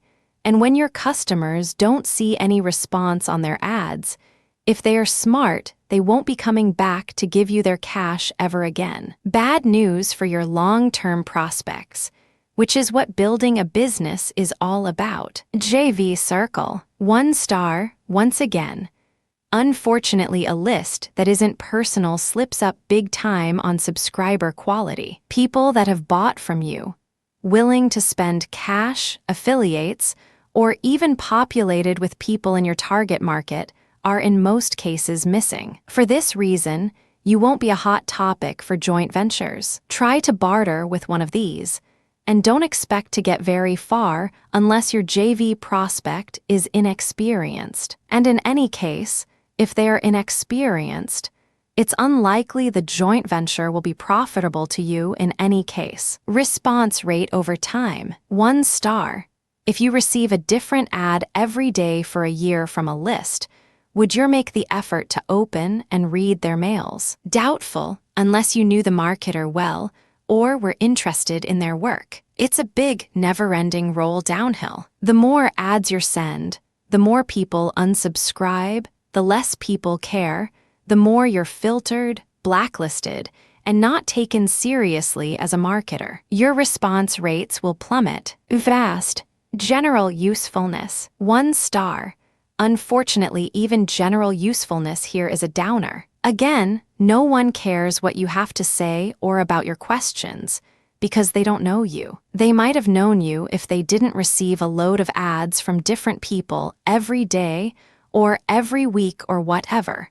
But that isn't the case here. It's unlikely many will be reading. Never mind be motivated to answer any questions you might have or research inquiries. And after all, why should they if they're not getting anything out of it too? Maintenance time, 5 stars, finally 5 stars. You receive the ad from your customer. Cash lands in your account, paste in the ad, hit send, and you're done. It asks the ultimate speedy list maintenance method. I assure you, though, this will never ever make up for its shortcomings in other areas. Don't bother if you're looking for a serious online business. It's just not the way to go about things, morally or logically. Important note here. These are base figures, and your exact results may be higher or lower than the above. It's more to give you some insight into aiming your business in the right direction than to give you exact figures and numbers and guaranteed base earning, response rate, income, number of JV prospects, etc. Okay, the reviews are done with. All that's left for me to do is give you a few tips that should be implemented from the start to avoid problems with administering your list later or having problems with response rates. Remember to divide up your lists for tracking and relevance purposes. If you sell a piece of software and gain a load of subscribers, affiliates, sales, and so on through your site, you don't want to then try to mix it all up and sell them onto an online marketing scheme because you're going off track, losing the reason they subscribed in the first place, and will in the end lose subscribers. Another reason for doing this is tracking and testing. We already talked in several key areas about how important tracking and testing actually is using your list as kind of a market research tool. You don't want to be asking about online marketing when your list is based on software sales, for example. No one will have a clue what you're talking about. You'll get bad data, and a whole bunch of subscriptions. Another advantage here is something closer to home and more direct. And that is simply, it allows you to target people specifically for the type of products you're selling. We all know how important targeting is, and how much of a waste of time it is selling golf clubs to someone who's interested in fishing equipment. This is just the same. On a deeper level, you're allowed massive flexibility too. It's not just for show. Next, the personal touch. Strange as it sounds, send Christmas cards or a New Year card to your list. It's important because it makes your list even more personal, maintaining high response rates. I remember getting a Christmas card from one of the programmers that's working on something for me. It wasn't anything special, just an e-card sent via email to all his customers with a generic "Dear Sir/Madam" at the top of it. It was nice though, and what's nicer for him is it was memorable. And that's just plain profits waiting to be had that you're missing out on if you're not taking advantage of this. Okay, so we've been through 4 main list maintenance possibilities. I hope that I got across to you what the pros and cons, the upsides and downsides are for each example. Remember, they are all categorized loosely here. You can modify and gel one into the other to make hybrids. What I hope to have demonstrated, though, is a picture of what affects what and why when choosing how to maintain your list. Hopefully, this will now be super easy for you. Which one is the best to choose? The one that is best for you and your business, not just now, but in the future. Once you've gone down a path for a list, it's not easy to change. Make the right decision now based on what you have in front of you, and you can sleep easy in the knowledge that your choice will benefit you not just from the day you start building your list, but 1, 2, 5, even 10 years or more into the future. It's your choice. There is no wrong answer. Overview of list management. Part 3. To introduce the top methods of list building that will work alongside your other resources to create the business that you desire. To introduce the 5 main resources that are going to make you a whole bundle of money, and to show you how list building ties into all of them, creating a self-sufficient system that builds itself without any input from you. To demonstrate that what you can achieve simply by the words that come out of your mouth far surpasses any list building service that you can pay for. To get over the first and hardest hurdle any online marketer will tell you they came across, and that's getting started. To show you that just 500 people on your list can, in fact, without too much hassle, outperform a purchased list of any kind more than 10 times its size over and over again. To introduce several ways in which you should be building your list at all times. To show that to get the initial list off the ground will take effort on your part, but once it's off the ground and profitable for you, sales will flow, and in turn, the size of your list will snowball. List building methods. This is easily one of the more important sections of the guide.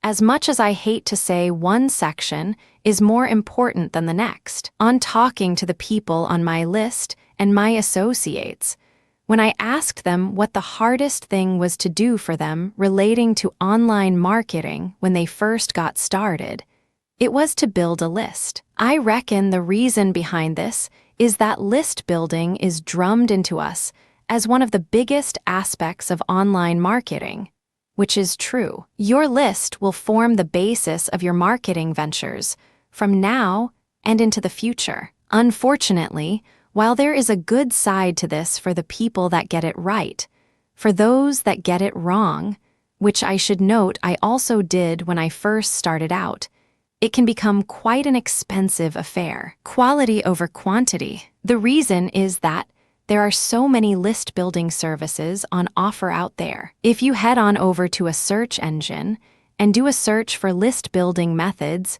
you'll be attacked by all sorts of products and services.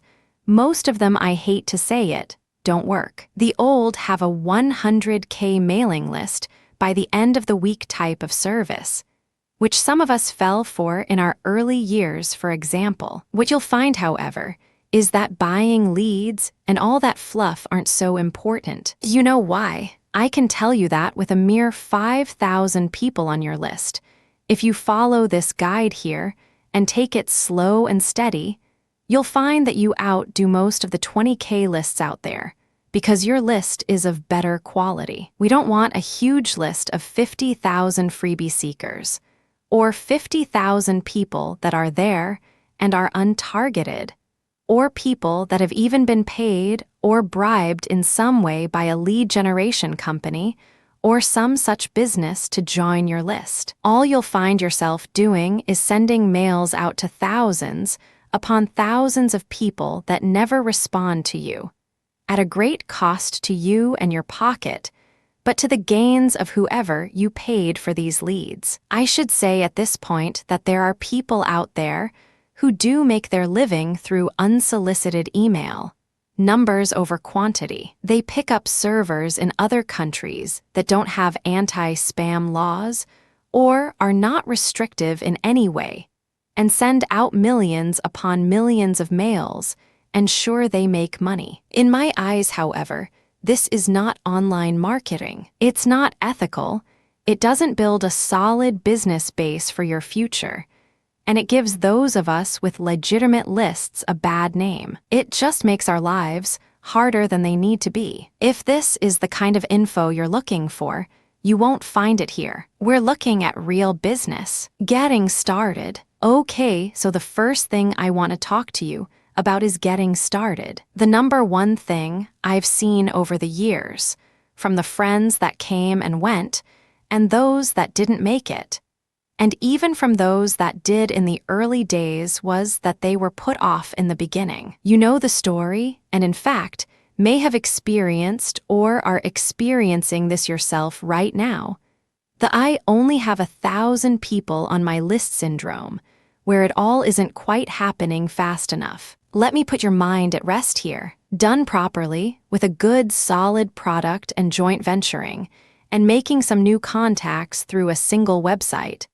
A single product not even directly aimed at increasing your list size or quality can put you up 2, 3, 5, and even 10,000 subscribers within a few months. I've seen it, and I've experienced it. We'll talk more about this in a moment, but first I want to be sure that you understand that numbers don't matter. So what if you only have 500 people on your list, when all of those 500 people know you, trust you, know your products, and most of them either bought from you before or see you as more than a random nobody sending them email? I'd pick that 500-person list over a random low-quality, purchased leads, or whatever list consisting of 10, 000 people any day. Whatever you do, don't get disheartened by low numbers. Numbers mean nothing. It's how you interact with them and how they respond to you that matters. And on that note, there's something else I want to get out to you right now. If you've done this before, or have thought about doing it, or haven't done it yet, listen up. Because it's amazing how many people I speak to, asking how their list building is going, and they say to me, oh yes, I only had 3, 4, 500 on it, so I ditched it and started again. They weren't responding to me anyway. How to make them respond to you is a different report altogether. But please, do not start ditching lists like this to get organized again. Throwing out prospects doesn't get you organized. The bottom line is stop starting again. If you've done so before, it might be too late to revive your old subscribers without being reported or attacked. If you're thinking about it, don't do it. 500 people is a gold mine on its own. And hey, only 50 more of these and you're at 25K already. If you have no idea what I'm going on about with all this giving up list stuff, great. Take note and fix your organization and your situation before starting anything new. Or you might just find yourself in the above situation and wasting the last few weeks, or even months in severe cases of your promotion time and budget. I am still amazed at how many actually throw prospects away. Am I building my list by doing this? Next up, this is a great starting block to help you on your way to building your list as one of your main resources. Am I building my list by doing this? Ask yourself this question every time you carry out a task. In fact, you should really be asking yourself if what you're doing is helping you build one of your 5 primary resources. If it's not, then you shouldn't be doing it, because it's likely you're wasting your time and your money at the same time. Always think in terms of your list. When you ask affiliates to promote your site, are you gathering the leads that the affiliates send to you for your own list? When you're discussing joint ventures, whether they are long-term or short-term, are you thinking about whether it'll benefit your list? Heck, even when you're mailing your own list, or contacting your affiliates, or placing an e-zine ad, or dealing with PPC search engines, are you increasing your leads? Is your list getting bigger and being packed with quality subscribers? Lead generation trumps immediate profit every single time. Never lose sight of that. Something I really want to show you now.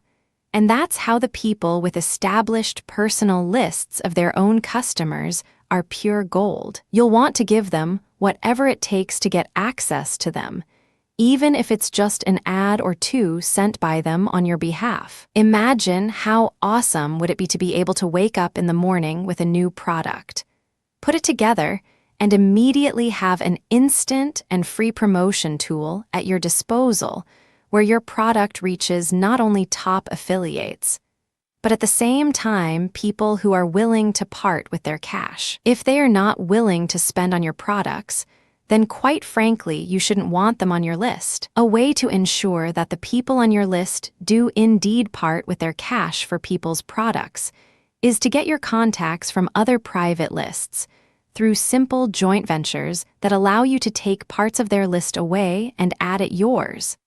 A simple ad swap, for example, or joint venture that sends their list to your product/follow-up system, or even better, through an endorsement. Joint venturing at its most basic, but at its most powerful. Professionalism revisited. So, moving on, how seriously do you take building your own list of contacts that you can use as a very powerful bargaining tool and to grab free sales from whenever you launch a new product? If you've been around for any length of time, it wouldn't surprise me if you've been told list building is more important than making sales, or even the other way around in some cases, sales being more important than building your list. The first quote you probably heard from some of the more experienced marketers out there is how building your list is all important and how it's the be-all and end-all of your marketing. This is probably why a lot of people get downhearted and quit.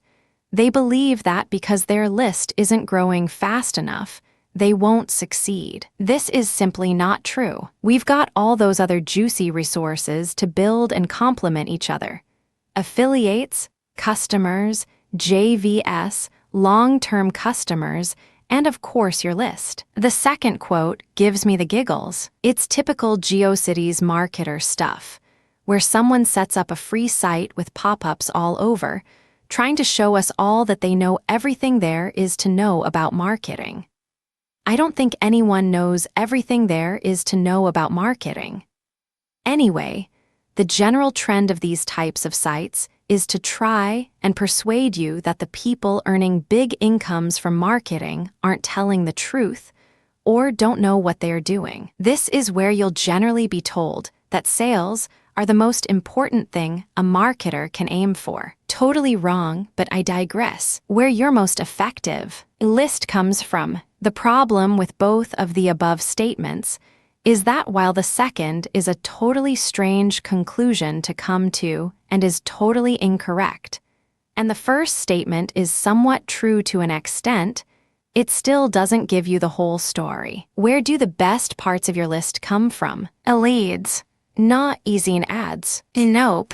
Free subscription boxes. Nope, again, it's your customers, the people who buy from you. Think about this. If you've made a sale before, where is that customer now? Are they on your list, or did you let them escape? These are the people that should land on your list before anyone else. The important ones that have bought from you before, and most likely will again if you don't discard them or forget about them in a hurry. So this is where the fun part comes in. You'll notice that everything I talk about links into building the other 4 main resources along with it. And this is no exception or coincidence. How about making sales and taking money for a subscription system or a website for the simple aim of building your resources? In this case, your list, although probably the other 4 along with it too. Now here's something I see quite often from the top marketers that you could most likely overlook if you haven't bought into these products or got involved before. Take this opportunity to think for a moment. If you could set up a product with the sole intent of building your resources, what would it be? At this point, I'd expect replies associated with giving free stuff away, tell a friend scripts, and some sort of mass ebook library giveaway like we see all too often nowadays. Boring.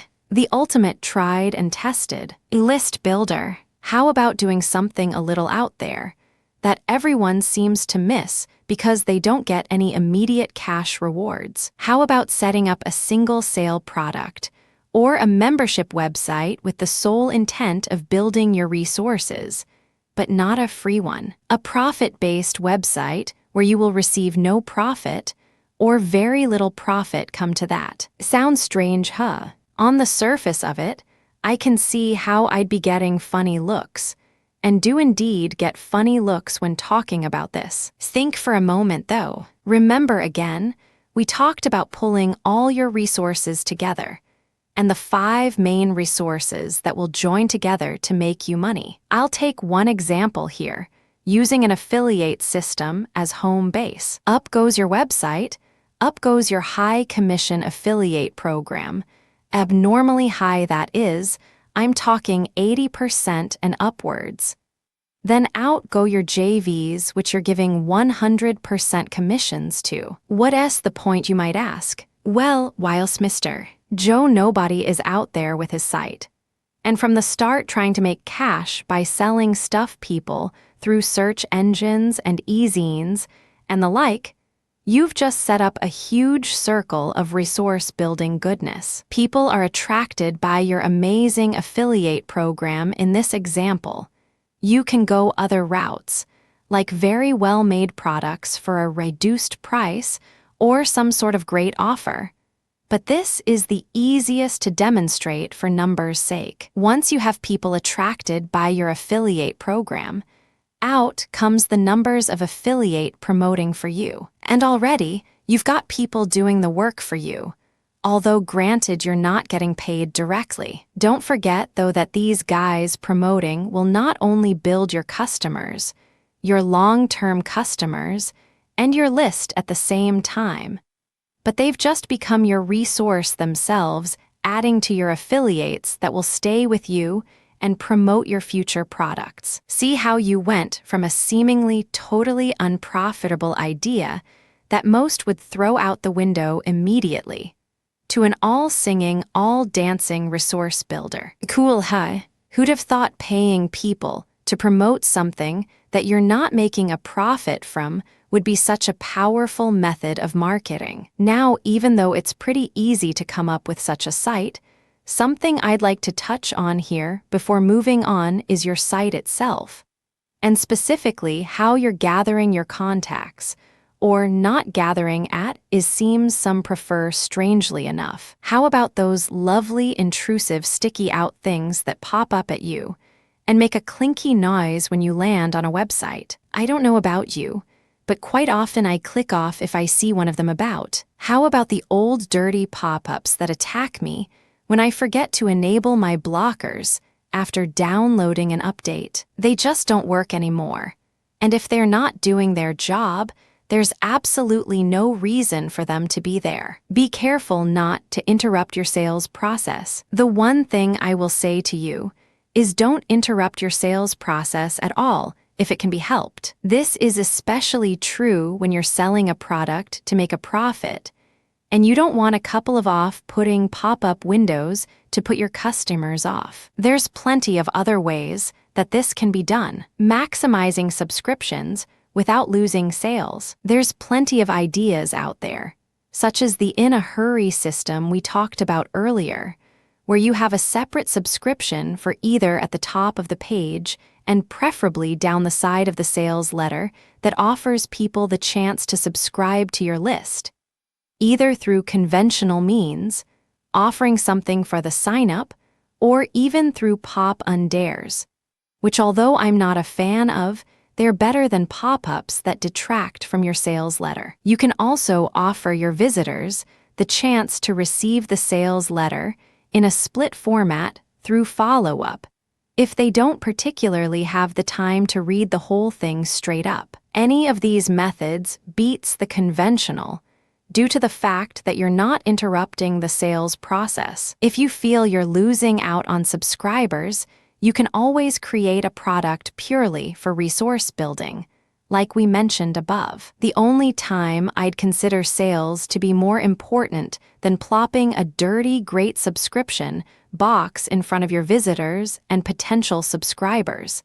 And this is when you're selling a high-ticket item. I'm talking $250 upwards, because to be honest, if you're selling something at this price, the people seeing the product should already have you on their trusted list, and you should already have them on one of your lists or as part as your resources, whether it be your affiliates, customers, long-term customers, your mailing list, or even your joint venture prospects. Nonprofit resource building. Moving on from this and developing the nonprofit resource building ideas, there's another way to look at this too. The first of two being to sacrifice a profit for resource building. Now, ideally, you'll want to build all your resources at the same time. However, when this is not possible through a specific circumstance joint venture, for example, if you get the choice of sales over resources, don't do it. Resources over sales every time, unless you've set out to sell a high-ticket item. Remember, like we talked about earlier, and I'm going to say again and again until every single person reading this dreams about it, where do the most powerful resources lie? JV, other people's lists. People that have already spent money and are willing to spend more, the best affiliates, the best buyers, the best customers, all on other people's lists already. You've no need to go searching for new blood when others have done the work for you. Scored a JV with a good list owner. Nice job. You better make sure you gather them as leads over sales, because you may not get another chance to sink your teeth into this particular valuable gold mine. The second option relating to sacrificing profit for resources is through e-zine ads. Oh yep, I have no doubt they still work. And there's plenty of good, well-read publications out there that aren't there just to provide another source of advertising for us all. Subscribe to a few and see what they read about before even thinking about sending ads to them. When you know your target market is contained within, get out there and start hitting the e-zines through paid solo ads. Generally the only ones that seem to work, with the sole intention of building your list. I've seen some great examples of people actually selling a product, but placing a kind of entry page. A taster, if you will, that asks for information prior to them being able to read your sales letter. Whilst this doesn't immediately interrupt a sales process already in motion, it can hurt profits if you're not selling a lower price item, again with the intention of building resources, and if you're not one heck of a copywriter that can persuade people to move on and fill in details with the minimal of information about you. Get practicing and tracking or stick with alternative, less risky methods. On a random note, I saw a website the other that day that featured these entry pages, but with no lead generation forms. What's worse is the website owner's affiliates are promoting these pages. So much scope and potential wasted through a minor oversight. Don't do it. A few final notes. Lastly, a few quick notes on how not to do things, and some questionable activities that could be made better use of. First up is the free stuff for your subscription.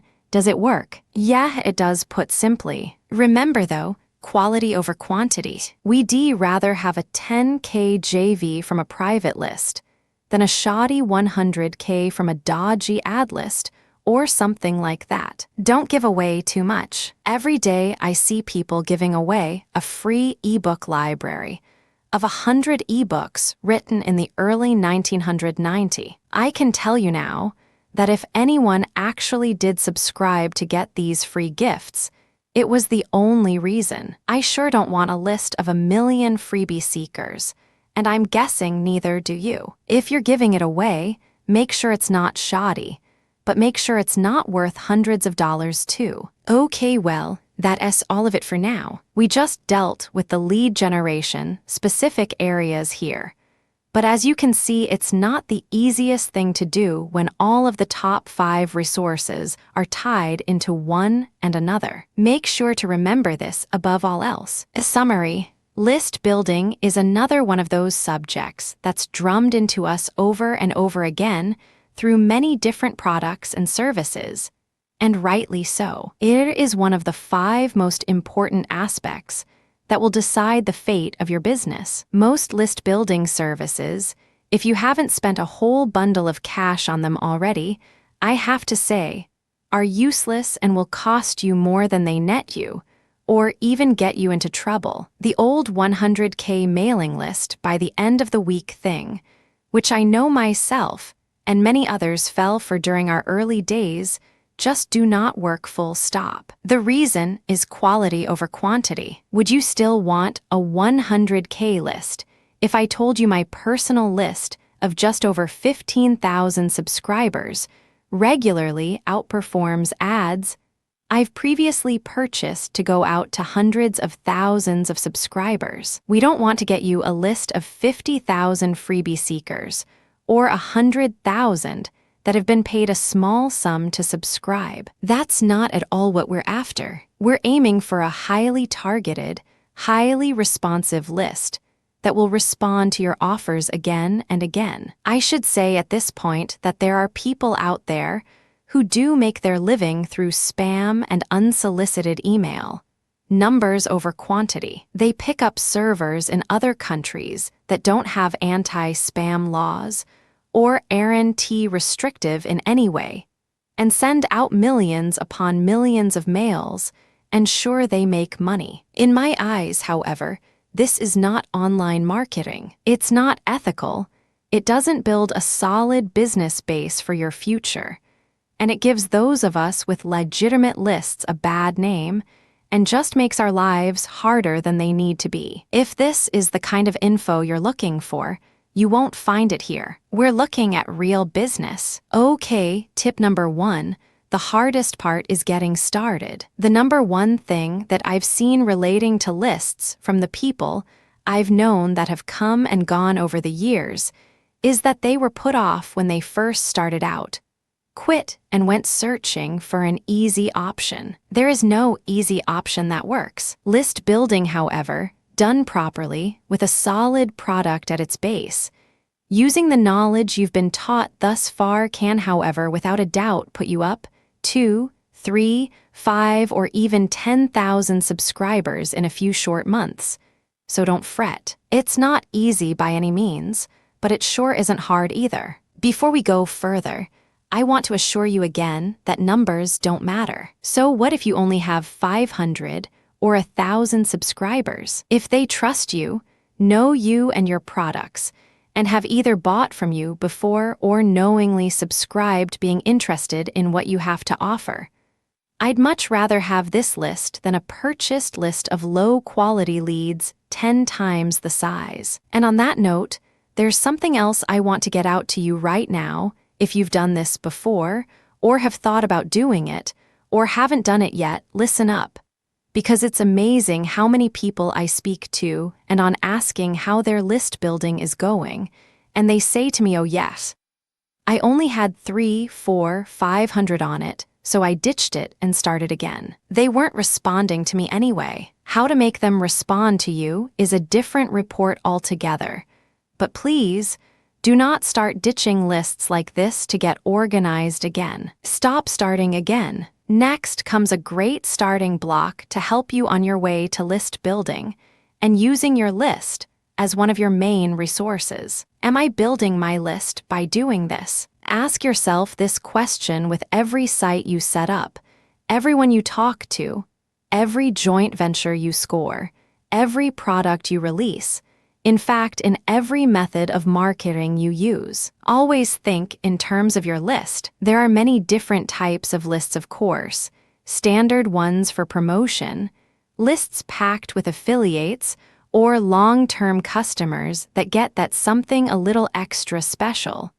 But you should always be building a list of some type. If people are landing on your site, talking to you, reading your stuff, or buying your products, and they don't have a chance to jump on one of your lists, you might as well be throwing money down the drain because you're losing quality subscribers imperative for future promotion and the growth of your business. How awesome would it be to be able to wake up in the morning with a new product, put it together, and immediately have an instant and free promotion tool at your disposal where your product reaches not only top affiliates, but at the same time, people who are willing to part with their cash. This is our aim. If they are not willing to spend on your products, then quite frankly, you shouldn't want them on your list. A way to ensure that the people on your list do indeed part with their cash is to get your contacts from other people private lists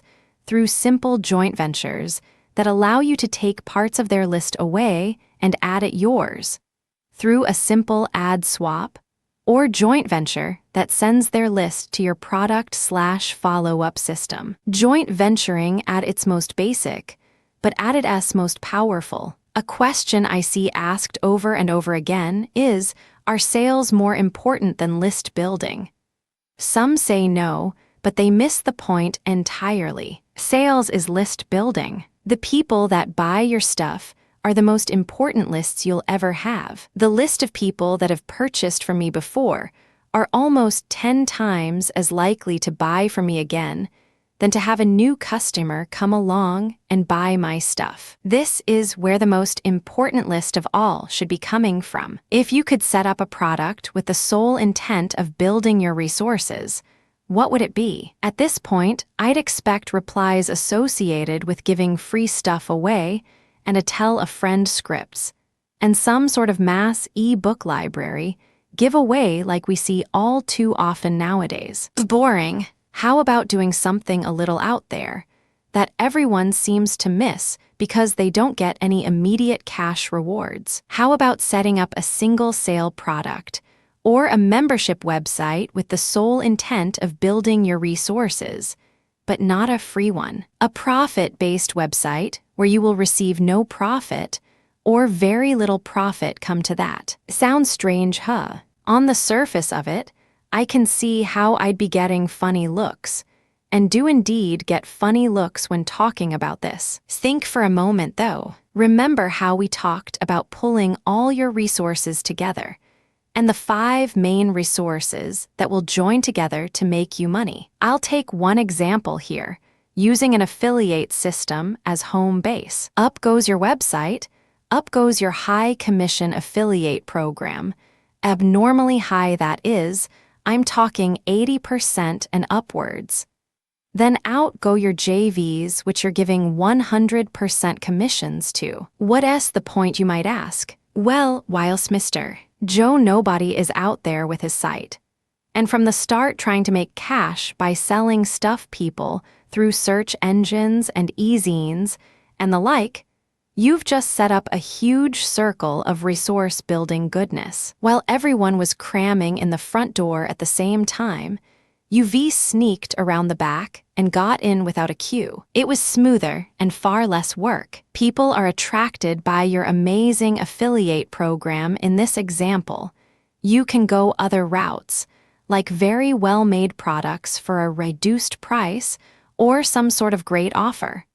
But this is the easiest to demonstrate for numbers' sake. Once you have people attracted by your affiliate program, out comes the numbers of affiliates promoting for you. And already, you've got people doing the work for you, although granted you're not getting paid directly. Don't forget, though, that these guys promoting will not only build your customers, your long-term customers, and your list at the same time, but they've just become your resource themselves, adding to your affiliates that will stay with you and promote your future products. See how you went from a seemingly totally unprofitable idea that most would throw out the window immediately to an all-singing, all-dancing resource builder. Cool, huh?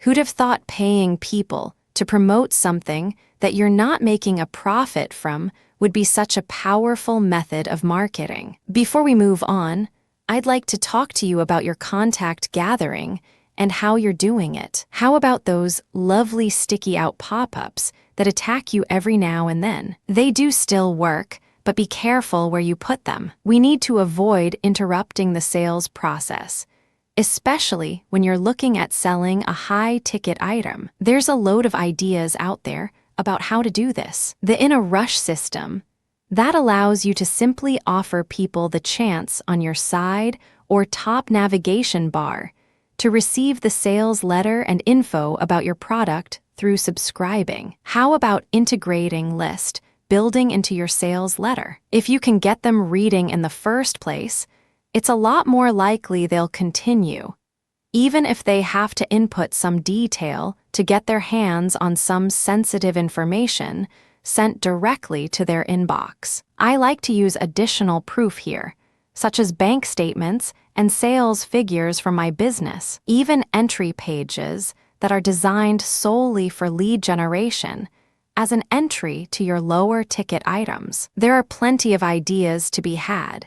Use them as an alternative to pop-ups if you can, and always be on the lookout for new ideas. Any of these methods beat the conventional due to the fact that you're not interrupting the sales process. If you feel you're losing out on subscribers, you can always create a product purely for resource building, like we mentioned above. The only time I'd consider sales to be more important than plopping a dirty, great subscription box in front of your subscribers, and this is when you're selling a high-ticket item. I'm talking $250 upwards, because to be honest, if you're selling something at this price, the people seeing the product should already have you on their trusted list, and you should already have them on one of your lists or as part as your resources, whether it be your affiliates, customers, long-term customers, your mailing list,